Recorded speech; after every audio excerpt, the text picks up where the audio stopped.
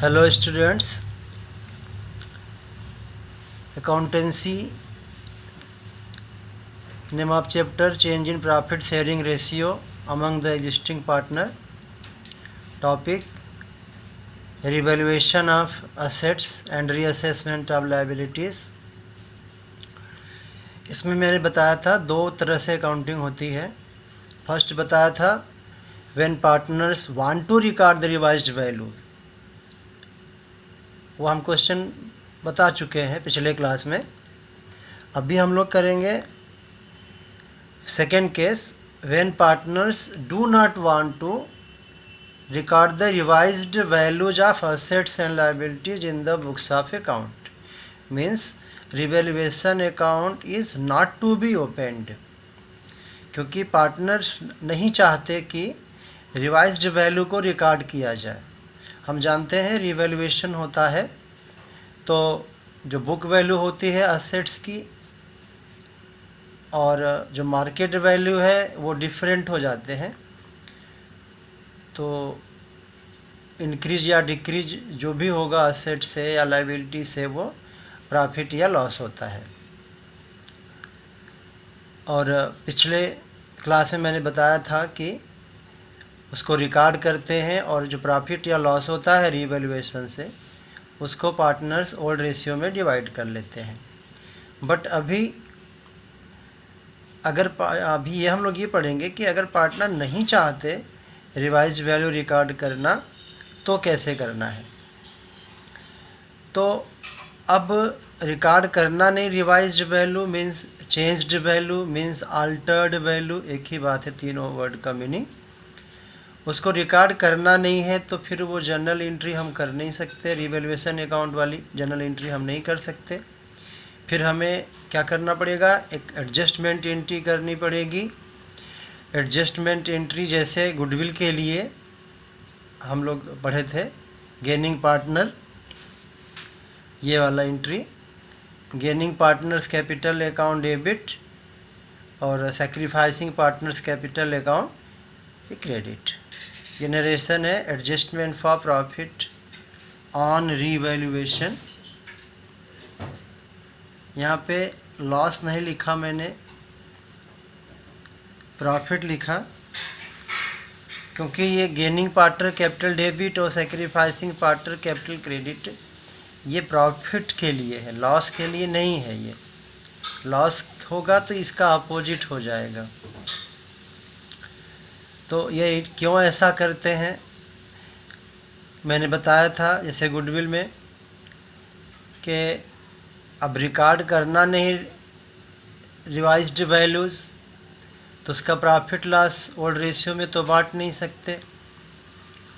तो हम क्या करेंगे कि जो रेशियो चेंज हो रहा है हम जानते हैं कि वो फ्यूचर के लिए है। तो जो पार्टनर गेन कर रहा है उसको फ्यूचर में ज़्यादा प्रॉफिट मिलेगा, लेकिन जो फ्यूचर में प्रॉफिट होगा उसमें ज़्यादा मिलना चाहिए उसको, पास्ट के प्रॉफिट में उसको ज़्यादा नहीं मिलना चाहिए। इसीलिए तो जो रिवैल्यूएशन का प्रॉफिट या लॉस है वो पास्ट से बिलोंग करता है, क्योंकि असेट्स और लायबिलिटीज़ पहले से रिकॉर्डेड हैं तो ओल्ड वैल्यूज़ हैं। तो पास्ट के प्रॉफिट में प्रॉफिट ज़्यादा नहीं मिलना चाहिए, गेन नहीं होना चाहिए। जो पार्टनर गेन कर रहा है तो फ्यूचर प्रॉफिट में गेन करेगा, ठीक है, उसके लिए तो रेशियो चेंज किया गया है, लेकिन पास्ट का जो प्रॉफिट है उसमें उसको गेन नहीं करना चाहिए। इसीलिए जितना उसको ज़्यादा मिलेगा पास्ट के प्रॉफिट में वो हम पहले से ही उसके कैपिटल अकाउंट से डेबिट कर लेंगे, डिडक्ट कर लेंगे, और जो पार्टनर सेक्रीफाइस कर रहा है उसके कैपिटल में हम ऐड कर देंगे। क्योंकि जो पार्टनर सेक्रीफाइस कर रहा है तो फ्यूचर प्रॉफिट के लिए कर रहा है सेक्रीफाइस, पास्ट के प्रॉफिट में वो क्यों सेक्रीफाइस करेगा। इसीलिए पास्ट का प्रॉफिट है रिवैल्यूएशन, पास्ट के एफर्ट से, तो उसको जितना लॉस होने वाला है फ्यूचर में अभी से उसको हम दे देंगे। मीन्स गेनिंग पार्टनर को ज़्यादा मिलने वाला है तो उसके कैपिटल से डिडक्ट करके, सेक्रीफाइसिंग पार्टनर है मीन्स जिसको कम मिलेगा उसके कैपिटल में ऐड कर देंगे। तो क्यों कर देंगे ऐसा, क्योंकि ये रिवैल्यूएशन का प्रॉफिट पास्ट का है असेट लायबिलिटीज़ ओल्ड है, पहले से रिकॉर्डेड है, तो पास्ट के प्रॉफिट में सेक्रीफाइस गेन नहीं होना चाहिए, फ्यूचर में होगा, क्योंकि उसी के लिए रेशियो चेंज किया गया है, पास्ट में नहीं होना चाहिए। इसीलिए जिसको ज़्यादा मिलने वाला है उसके कैपिटल से डिडक्ट कर लेंगे और जिसको कम मिलने वाला है उसके कैपिटल में ऐड कर देंगे। तो ये कंसेप्ट है, इसको हम एक क्वेश्चन से समझते हैं, न्यूमेरिकल क्वेश्चन से। न्यूमेरिकल क्वेश्चन ये है, क्वेश्चन पढ़ लेते हैं। दो पार्टनर हैं, ये है नाम नीलेश एंड रानू। ये प्रॉफिट लॉस को इक्वली शेयर करते हैं, लेकिन 1 अप्रैल 2020 से उन्होंने डिसाइड किया कि वो फ्यूचर प्रॉफिट लॉसेस को वो 3:2 में शेयर करेंगे। तो रेशियो यहाँ पे चेंज हो रहा है, और तो इसके लिए दोनों पार्टनर में कुछ आपस में वो एग्रीमेंट हुआ कि फिक्स एसेट की वैल्यू को डिप्रिसिएट करना है 5% से। तो मीन्स जो फिक्स एसेट की बुक वैल्यू दिख रही है यहाँ पे 3 lakh rupees, actual value market में 3 लाख नहीं होगी, 5% कम हो जाएगी। तो 3 लाख रुपीज़ का अब 5% कैलकुलेट करो तो 15,000 से कम हो जाएगी फिक्स एसेट की वैल्यू। तो एसेट की वैल्यू डिक्रीज होना मीन्स लॉस है। ये क्वेश्चन में नहीं लिखा रहेगा लॉस, ये तो हम आपको समझाने के लिए लिखे हैं, आपका क्वेश्चन में तो यहाँ तक रहेगा। फिर उन्होंने डिसाइड किया कि लैंड की वैल्यू 1,40,000 होगी, बी वैल्यूड एट 140। ये 140 इंक्रीज या डिक्रीज नहीं है, ये 140 इसकी नई वैल्यू है, मार्केट वैल्यू है। तो इंक्रीज डिक्रीज हम कैलकुलेट करेंगे कैसे, बुक वैल्यू से कंपेयर करके। तो बुक वैल्यू है 80,000 और मार्केट वैल्यू है आज के डेट में, मीन्स जिस दिन रेशियो चेंज हो रहा है वो 1,40,000। तो लैंड भी असेट है, इसकी वैल्यू 60 से इंक्रीज होके 1,40,000 हो गई, सॉरी 80,000 से इंक्रीज होके 1,40,000 हो गई।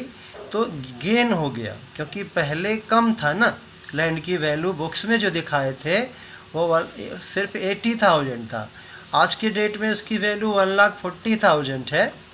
तो माइनस कर देंगे तो यहाँ पे गेन हुआ 60,000 का, क्योंकि एसेट की वैल्यू इंक्रीज हो गई, 80 से 140 हो गई। इसी तरह से बिल्डिंग है, बिल्डिंग भी डिप्रिसिएट करना है 6% से, मीन्स डिक्रीज होना है। तो बुक वैल्यू यहाँ पे दिया है 1 लाख रुपीज़, तो 6% से डिप्रिसिएट मीन्स डिक्रीज करेंगे तो लॉस हो गया 6,000 का। इसी तरह से अगला है creditors of ₹15,000 are not likely to be claimed. ये वही क्वेश्चन है जो पीछे क्लास में बताया गया था, बस डिफरेंस ये है कि वहाँ पे रिवाइज वैल्यू रिकॉर्ड करना था, यहाँ पे रिवाइज वैल्यू रिकॉर्ड नहीं करना है, क्वेश्चन में लिखा है, पढ़ेंगे आगे। तो creditors of ₹15,000 are not likely to be claimed. Creditors हैं, कई क्रेडिटर्स हैं, उस पर टोटल 15,000 रुपीज़ है जो क्लेम नहीं किया जाएगा, मतलब पॉसिबिलिटी नहीं है कि हमको देना पड़ेगा। तो ये भी गेन हो गया। क्रेडिटर लायबिलिटी है, लायबिलिटी मीन्स कर्ज है, तो नहीं देना पड़ेगा तो अच्छा है ना, गेन है, फ़ायदा है। तो ये गेन हो गया। नेक्स्ट है value of stock be decreased by ₹20,000। Stock की वैल्यू 20,000 से कम करना है, जितना भी है 20,000 से कम होना, 20,000 रुपये डाउन हो गया स्टॉक का वैल्यू। तो हमें रिवैल्यूएशन में कितना कम हो रहा है या कितना ज़्यादा हो रहा है वही देखना है। रिवैल्यूएशन में डिक्रीज कितने रुपए से हुआ या इंक्रीज कितने रुपए से हुआ, यही हमें लेना है। तो स्टॉक की वैल्यू कम करनी है ₹20,000 से, तो ये भी एसेट है, तो कम हो गया तो लॉस है। नेक्स्ट है इन्वेस्टमेंट है, बुक वैल्यू है 38,000, जबकि उसकी री वैल्यू मतलब नई वैल्यू उसकी है 40,000। तो यहाँ पे इंक्रीज है 2,000 का। तो इन्वेस्टमेंट भी असेट है, इंक्रीज हुआ मीन्स गेन हुआ 2,000 का। नेक्स्ट है provision. Provision for doubtful debt is to be made on debtor at 5%। Provision for doubtful debt, provision liability होते हैं। प्रोविजन हम क्रिएट करेंगे, प्रोविजन इंक्रीज होगा तो लायबिलिटी इंक्रीज होगा, तो ये भी लॉस है। डेटर पे 5%, डेटर की वैल्यू दी हुई है 40,000, तो 5% आप कैलकुलेट करो 40,000 का, तो 2,000 ये लॉस हो गया। अब यहाँ जो बात ध्यान देने की है, partners do not want to record the altered values और चेंज्ड वैल्यूज और रिवाइज्ड वैल्यूज, तो या न्यू वैल्यू कह लें, उसको रिकॉर्ड करना नहीं। तो रिकॉर्ड नहीं करना है तो रिवैल्यूएशन की जो एंट्रीज हम लोग सीखे थे उसको हमें करना ही नहीं है। फिर क्या करना है? करना ये है कि जो प्रॉफिट और लॉस हो रहा है उसको हम वर्किंग कर लेंगे। प्रॉफिट और लॉस जो आएगा उसमें गेन और सेक्रीफाइस से मल्टीप्लाई कर देंगे और गेनिंग पार्टनर कैपिटल डेबिट करेंगे और सेक्रीफाइसिंग पार्टनर कैपिटल क्रेडिट कर देंगे। तो ये है सॉल्यूशन इसका। ये हम लोग पीछे अभी क्वेश्चन पढ़े तो उसमें हम देखे थे कि 3 आइटम ऐसे थे जिनकी वजह से प्रॉफिट हो रहा था। लैंड की वैल्यू इंक्रीज हुई थी तो प्रॉफिट हुआ 60,000। क्रेडिटर डिक्रीज हो गए तो भी प्रॉफिट है, लायबिलिटी डिक्रीज होना प्रॉफिट है। इन्वेस्टमेंट की वैल्यू इंक्रीज हो गई तो असेट की वैल्यू इंक्रीज हो गई तो ये भी प्रॉफिट हुआ। तीनों ऐड कर दिए तो 77,000 आ गया प्रॉफिट। और लॉस है, 4 आइटम है जिनसे लॉस हुआ है। फिक्स असेट की वैल्यू डिक्रीज हुई है 3 लाख का 5%, हम पढ़े हैं क्वेश्चन अभी। तो 15,000 से डिक्रीज हो गई वैल्यू फिक्स असेट की, तो लॉस है। बिल्डिंग की वैल्यू भी डिक्रीज हो गई तो ये भी लॉस है 6,000 से। स्टॉक की वैल्यू डिक्रीज हुई तो ये भी लॉस है 20,000। प्रोविज़न क्रिएट किया गया है, लायबिलिटी इंक्रीज हो रही है तो लॉस है। और तो कुल मिला के टोटल किया जाए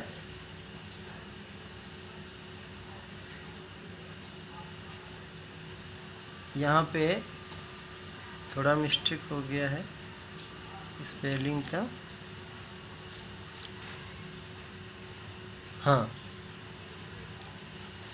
तो प्रॉफिट हुआ 77,000 लैंड की वजह से, क्रेडिटर की वजह से, इन्वेस्टमेंट की वजह से। लॉसेज हो गए टोटल 43,000। तो प्रॉफिट 77,000 माइनस लॉस 44,000, तो प्रॉफिट आया रिवैल्यूएशन से 34,000। तो अब क्योंकि रिवाइज्ड वैल्यू रिकॉर्ड करना नहीं था इसलिए हम एंट्री नहीं किए रिवैल्यूएशन की, और जब एंट्री नहीं होगी तो फिर अकाउंट भी नहीं बनेगा रिवैल्यूएशन का। तो प्रॉफिट लॉस निकालने का जो तरीका है वो एंट्री करके नहीं किया हमने, बल्कि एक इस तरह से स्टेटमेंट बना लिया। जब भी क्वेश्चन में आपको लिखा रहेगा कि रिवाइज्ड वैल्यू रिकॉर्ड नहीं करना चाहते पार्टनर्स असेट लायबिलिटी की, तो आपको इसी तरह प्रॉफिट लॉस निकालना पड़ेगा, विदाउट एंट्री के, विदाउट रिवैल्यूएशन अकाउंट के। कैसे करेंगे वो आप बता दिए। अब क्या करना है, मैंने बताया कि गेन सेक्रीफाइस कैलकुलेट करके इसमें मल्टीप्लाई कर देंगे, और जो पार्टनर गेन कर रहा है उसको कर देंगे डेबिट, जो पार्टनर सेक्रीफाइस कर रहा है उसको कर देंगे क्रेडिट। तो यहाँ पे हम लोग देखते हैं, ये क्वेश्चन में रेशियो दिया था, हमने यहाँ पे नोट कर लिया। सेक्रीफाइस गेन, ये ओल्ड रेशियो था, इक्वली था 1:1। न्यू रेशियो जो उन्होंने डिसाइड किया दोनों पार्टनर ने मिलके, वो है 3:2। तो गेन सेक्रीफाइस हम लोग निकाल ले रहे हैं, कैलकुलेट कर ले रहे हैं। यहाँ पे ये पार्टनर है, क्या नाम, हाँ नीलेश। तो ये ओल्ड रेशियो है 1:1 यानी 1/2, और न्यू रेशियो है 3/5, 3 + 2 5। तो ये माइनस कर लिए, 1/10 आया। ये ओल्ड रेशियो है 5/10, 1/2 को ही चेंज कर दिया तो 5/10, 3/5 को हमने किया 6/10। तो यहाँ पे ओल्ड है 5/10, न्यू है 6/10। मीन्स न्यू ज़्यादा है, मीन्स फ्यूचर में उसको ज़्यादा मिलने वाला है, इसलिए ये गेन है। और सेकेंड पार्टनर का भी ओल्ड रेशियो वही है, इक्वल 1/2, न्यू रेशियो है 2/5। तो हमने माइनस किया तो आ गया 5/10, 4/10 किया, एलसीएम ले लिया। तो यहाँ पे ये ओल्ड है, ये न्यू है, तो ओल्ड ज़्यादा है इसलिए सेक्रीफाइस है। तो जिसका गेन है उसका कैपिटल करेंगे डेबिट, और जिसका सेक्रीफाइस है उसको करेंगे क्रेडिट। कैसे करेंगे, अभी हम लोग कैलकुलेट किए थे प्रॉफिट ऑन रीवैल्यूएशन, उसी में गेन सेक्रीफाइस 1/10 1/10 वो तो इक्वल ही आता है। तो मल्टीप्लाई कर दिए तो 3400 या नेट गेन या सेक्रीफाइस।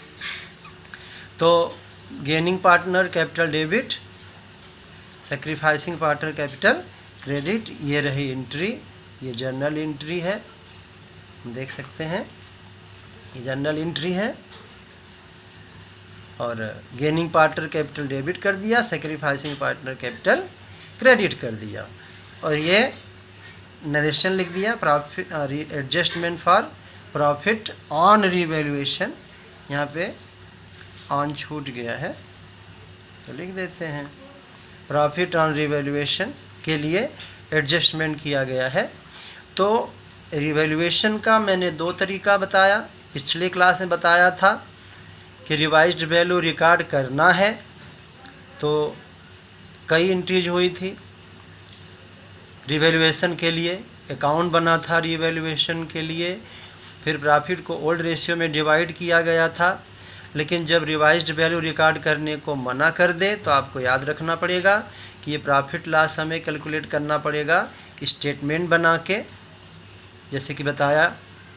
और गेनिंग पार्टनर, और जो प्रॉफिट आएगा गेन सेक्रीफाइस से मल्टीप्लाई करेंगे, गेनिंग पार्टनर को डेबिट करेंगे, सेक्रीफाइसिंग पार्टनर का कैपिटल क्रेडिट करेंगे। तो ये आपका हुआ क्वेश्चन फिनिश हुआ।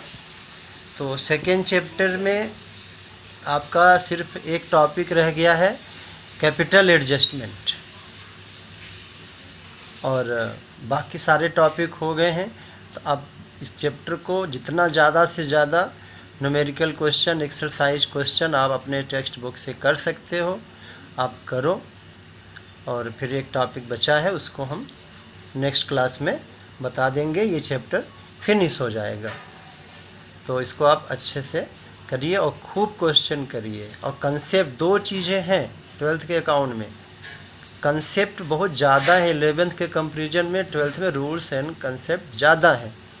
तो आप नोट्स बनाओ, एक अलग से नोट्स बना लो केवल कंसेप्ट्स के लिए, रूल्स के लिए, और फिर प्रैक्टिकल क्वेश्चन जितना ज़्यादा से ज़्यादा आप सॉल्व कर सकते हैं उसको सॉल्व करिए।